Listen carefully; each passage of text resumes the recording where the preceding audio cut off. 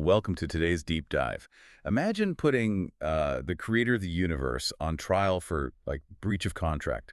Usually ancient religious texts read like these formal victory speeches. Right, you praise the divine, recount the wins, say thank you, and just move on. Exactly. But look at Psalm 44 in the English Standard Version, and that polite script is just completely ripped up. Yeah.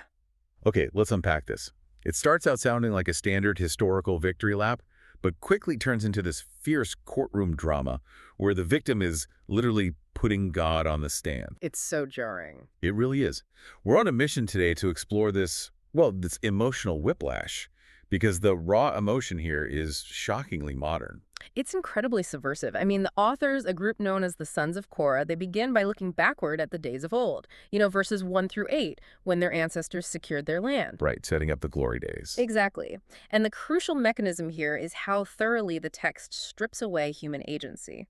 They explicitly state it wasn't by their own sword or bow that they won. It was entirely God's right hand and arm that planted them. Yes, and that he afflicted the peoples. The humans in this history are just entirely passive. It honestly reminds me of a legacy sports franchise coasting entirely on a championship won decades ago by a legendary coach. I mean, they haven't actually done anything lately. They're just boasting continually in someone else's power. That is a perfect analogy. And establishing that absolute dependency is exactly what makes the next phase so devastating. The divine rug pull. Yes. When you credit an entity for your entire existence and success, having that ultimate power suddenly withdrawn creates a psychological earthquake.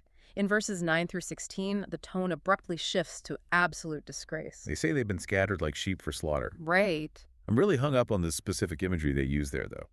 They say God sold them for a trifle. Yeah, essentially demanding no high price. Wait, sold for a trifle? It's one thing to lose a battle, hmm but to be discarded as cheap by your ultimate protector, like a clearance sale.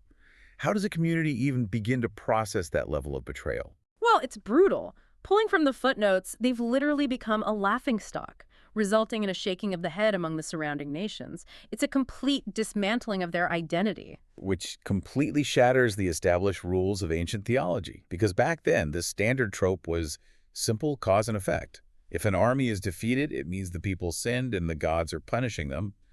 It, maintained order. Right, it gave people an illusion of control, like if you just behave, you win. But here, the authors break that entire psychological framework. In verses 17 through 22, they claim absolute innocence. They forcefully state they haven't been false to the covenant. Exactly. Which, remember, wasn't just a loose promise in the ancient world.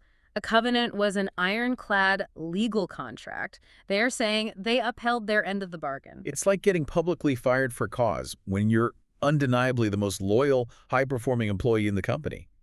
You aren't just sad, you have grounds for a lawsuit. Yeah, you demand a hearing. They focus on this haunting line. They say, yet you have broken us in the place of jackals. It's just chillin'. And they take it a step further. They acknowledge that God knows the secrets of the heart, meaning you can't lie to this judge. Yet they make the staggering claim that they are being killed specifically for God's sake. So they aren't suffering because they sinned. No, they believe they are suffering because of their loyalty. Wow. And because they know they are completely innocent, they don't beg for forgiveness, they demand an explanation. Moving into verses 23 through 26, they launch into this aggressive plea. Awake! Why are you sleeping, O Lord? Accusing God of sleeping on the job is profoundly radical. They ask, why do you hide your face? They say their soul is bowed down to the dust. This isn't a gentle prayer at all. No, it's an indictment of divine negligence. And the text just lets that accusation hang in the air without rushing to tie it up with a neat bow. Which is why you, listening right now, should care about this ancient text. It provides a timeless, a surprisingly bold blueprint for processing unfairness. It really does. It forces us to confront the reality that feeling betrayed by injustice is a universally human experience. Yeah, it gives you permission to be angry and demand answers when doing everything right still ends in disaster. But here is the final provocative thought I want to leave you with today. Oh, let's hear it. If the authors are suffering specifically for God's sakes, does this text suggest that absolute faithfulness sometimes guarantees suffering rather than preventing it? Just something to mull over the next time you expect the universe to play by the rules.